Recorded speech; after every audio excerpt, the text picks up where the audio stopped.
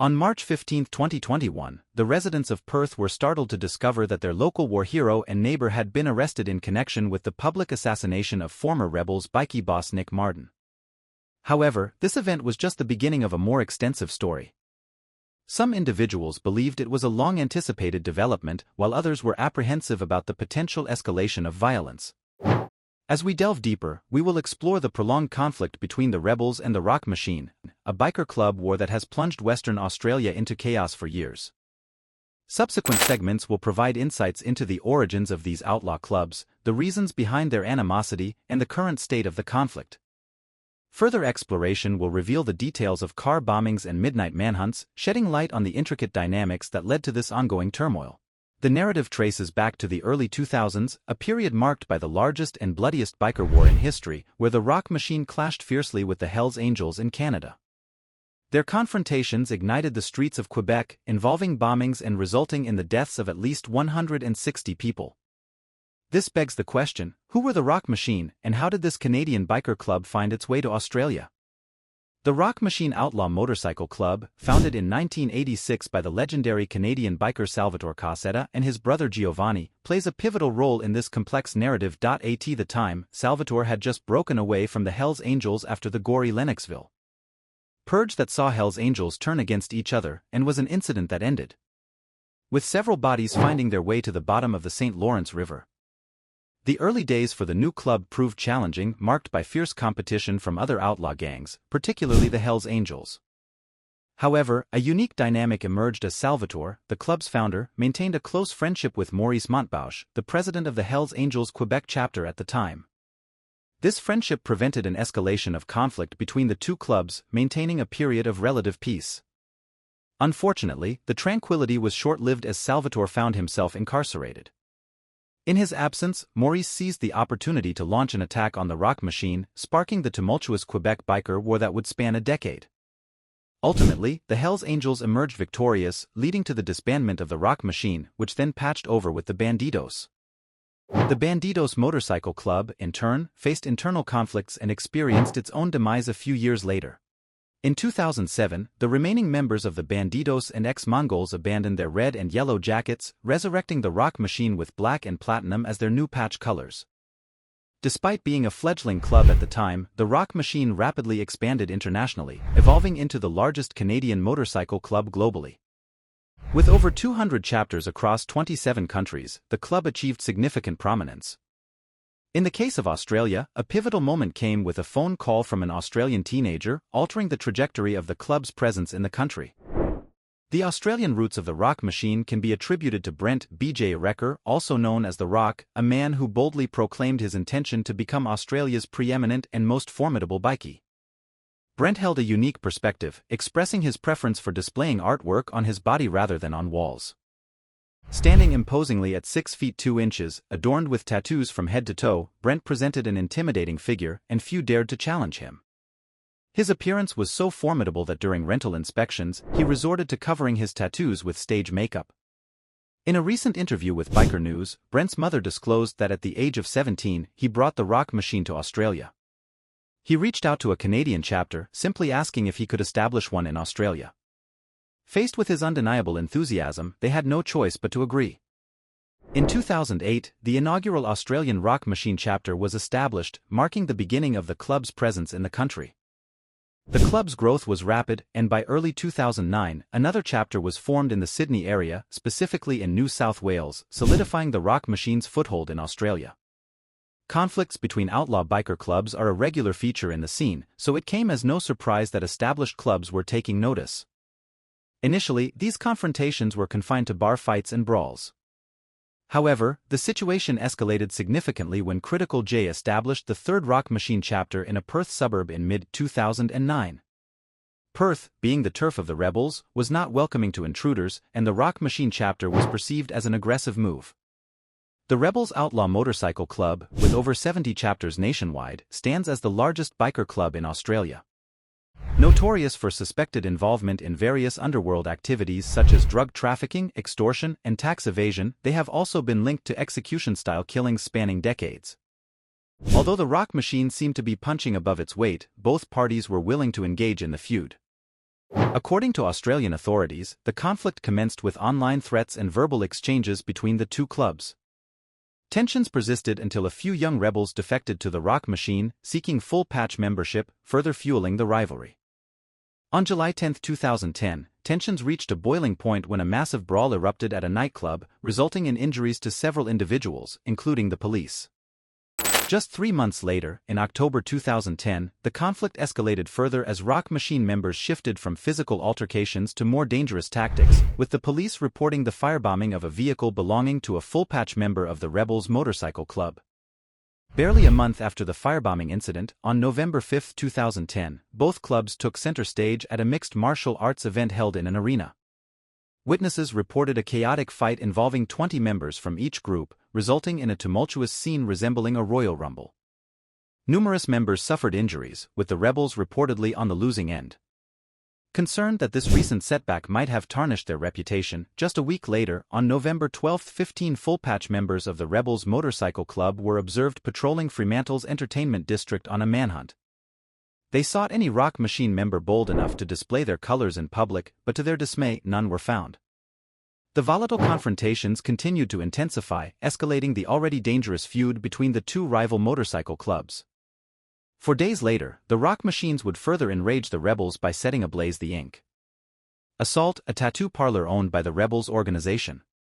Firemen were alerted of the arson around 3 a.m., and the police later confirmed that indeed a member of the Rock Machines was responsible. During that same month, a series of retaliatory events unfolded as the two motorcycle clubs engaged in a tit-for-tat escalation. Alongside numerous physical confrontations resulting in beatings on both sides, a rebel's vehicle was firebombed, adding fuel to the ongoing conflict. Additionally, another rebel's residence was ransacked and extensively vandalized, causing considerable damage. The hostilities persisted into 2011, with tensions remaining high. In January of that year, members from both motorcycle clubs once again clashed at the Click nightclub in Fremantle, resulting in several injuries. Not long after, a Rock Machine member discovered the Spearwood tattoo parlor vandalized, with the manager assaulted by a group of rebels the very next day. Throughout these incidents, law enforcement struggled to keep pace with the escalating violence, but the feuding clubs seemed indifferent to the authorities' attempts to intervene. With each passing day, their boldness increased, prompting concerns that the situation could turn fatal. On January 24, 2011, the police responded by driving an armored vehicle through the front gate of the Rebels Osborne chapter clubhouse. Tactical response group officers swiftly entered the scene, using an angle grinder to cut through a security gate and deploying stun grenades into the building. Interestingly, the police later reported to the public that despite the raid, they were unable to find anything of significance. The ongoing cat-and-mouse game between the authorities and the two clubs persisted, with the situation showing no signs of resolution. Following the police raid on the Rebels Osborne chapter clubhouse, then Rebels Western Australia President Nick Martin demanded that the government compensate for the damage inflicted on the clubhouse. However, 2 weeks later, it became evident that everyone's apprehensions were justified, as the Rebels Rock Machine conflict was on the brink of causing substantial damage and loss of life. On February 25, 2011, the police seized significant quantities of potent high-grade explosives from a Rock Machine chapter clubhouse.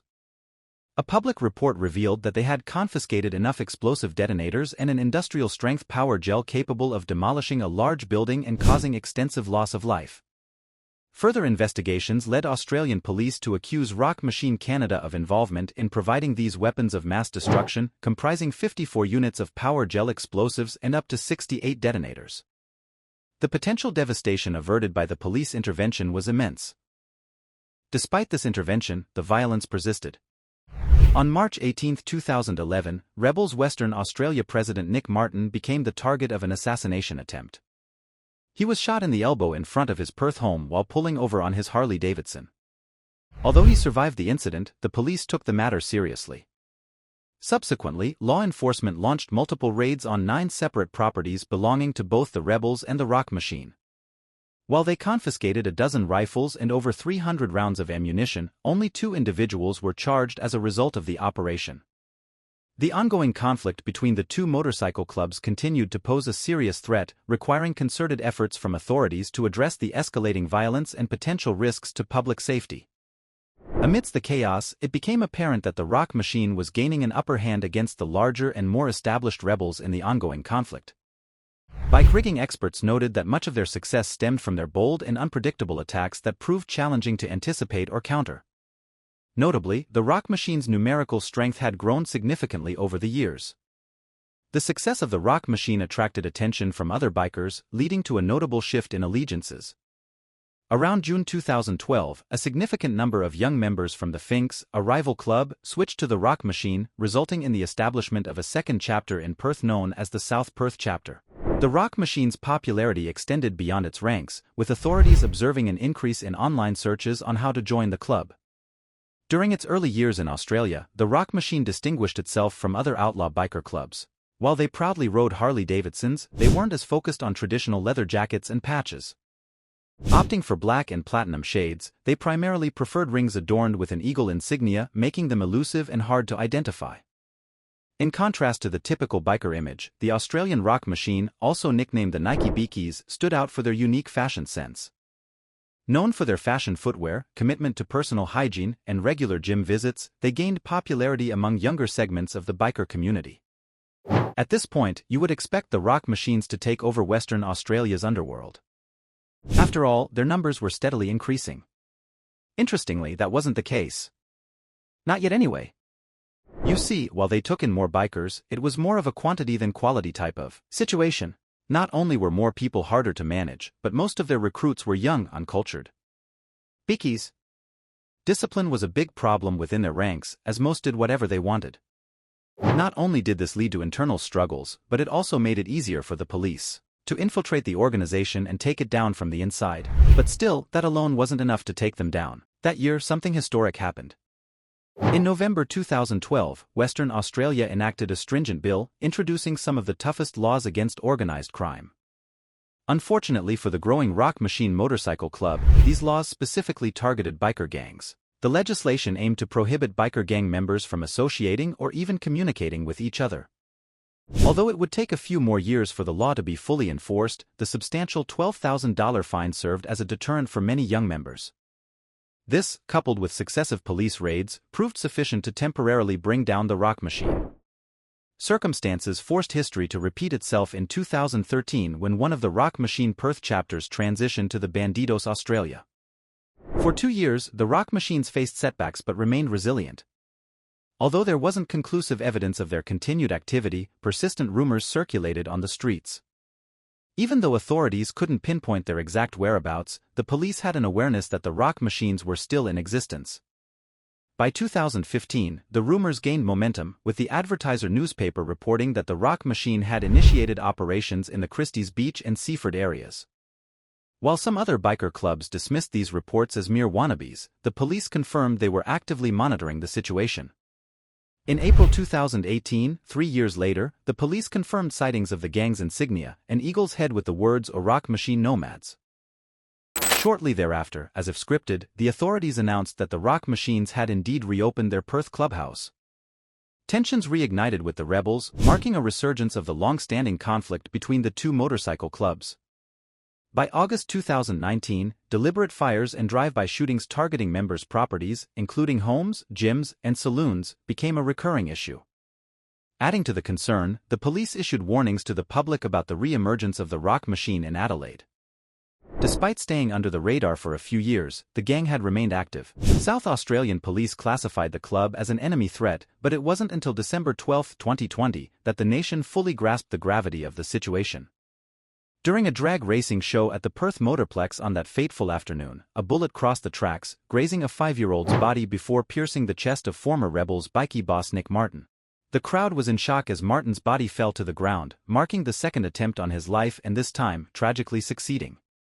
The brazen daylight shooting, in the midst of a densely populated event, sent shockwaves across the nation. In response, a senior police officer expressed the commitment to disrupt, disable, and dismantle outlaw biker gangs.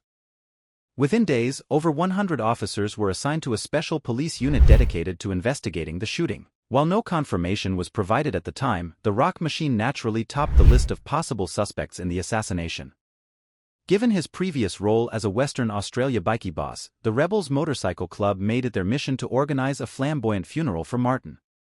On December 25, 2020, a curious crowd witnessed 200 patched rebels escorting the coffin adorned with $100 bills through Scarborough Beach Road to the burial site. Accompanied by a dozen police cars and monitored by a police sniper in a helicopter above, the event unfolded with former Rebels National President Alex Vela sharing a poem via video link from Malta, where he had been in exile since 2014 due to the revocation of his visa by the Australian government on character grounds. Despite the show of brotherhood portrayed by the rebels during the funeral, the police later discovered internal tensions within the club. Suspicion arose a few months before the assassination that the 51-year-old bikie boss had misappropriated club funds. Moreover, he had recently been stripped of his presidency, blamed for a significant transfer of patched members to the Mongols earlier in 2020. The question lingered, was the assassination orchestrated by the Rock Machine or an inside job? Adding complexity to the situation, authorities revealed that during the funeral, the bikie boss's house was burglarized, with the intruder stealing over $20,000 from his widow. Whether it was an inside job or not, the police recognized the need to find answers and allay public fears of potential retaliation and friction between the rival groups, escalating into a full-blown war. In a surprising turn of events, the police reported the arrest of an ex-soldier 3 months after the assassination. Although the individual's name remains classified, it was disclosed that he had connections to the Shadows of Hope, an internationally registered charity primarily consisting of ex-servicemen, including the alleged sniper. Shadows of Hope claims to be the world's most fearless charity, specializing in training rebel factions, managing underworld war zone clinics, conducting anti-human trafficking raids, and engaging in full combat duty. Following the arrest, the ex-soldier was taken to a Castle Arena prison under police guard, where he remained in a special handling unit, a prison within a prison reserved for Western Australia's highest-profile criminals. As of now, it remains unclear whether he acted alone or was hired to carry out the murder. The police have been tight-lipped about the details of the case, leaving many questions unanswered. Nevertheless, the biggest question remains, why did a self-described humanitarian allegedly shoot and kill a bikie boss in front of hundreds of people? As of 2023, both the Rock Machine and the rebels are still active in Australia. The Rock Machines reportedly have 11 chapters across the country, while the rebels maintain their status as Australia's largest outlaw biker club. The ongoing conflict between these two clubs remains a cause for concern, but authorities are now also closely monitoring internal developments within the rebels' organization. The passing of Gino Vela, the rebels' godfather and kingpin, last year has left behind a multi-million-dollar empire that is now up for grabs. This transition of power and wealth has raised concerns among bikie gang experts, who fear that staking claims to the assets might be causing internal rifts within the bikie's royal family. Complicating matters, one of Vela's sons recently switched allegiances, leaving the rebels to join their rivals, the Comancheros.